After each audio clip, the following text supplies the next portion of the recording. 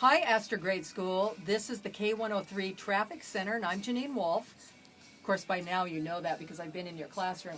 But this is what we have going on in here. There's actually lots of noise all the time. Right now it's a little bit quiet, but we have several screens here that I work with, and I'll just start at the first one over here. This is one where I can actually go and record traffic for other radio stations that are in our cluster here, and I do the recording for KPOJ because they don't have their own traffic center.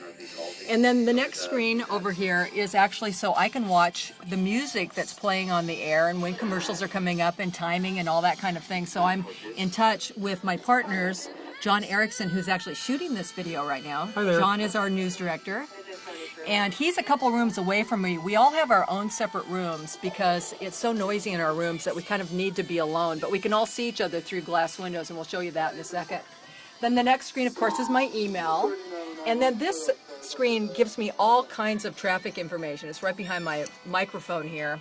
Now this one is kind of cool. You'll probably recognize this as the Interstate Bridge, but I can go up and down here with this little pointer and look at traffic as it's actually happening. And this is how we know where accidents are. Of course, sometimes we can't see them because we don't have the ODOT cameras on surface streets and places like that. So then we depend on other things. Let's get another camera here that you can see. This is the sunset at Highway 217, the Sunset Highway.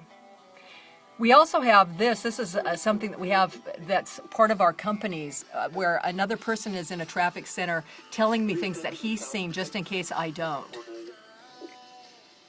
And over here we have traffic reports from Washington and Clackamas County. It's not just traffic reports, it's all kinds of things. Like here's somebody that fell down, don't really have any traffic here, somebody that has also heard another fall. We'll have all kinds of accidents and things on that too.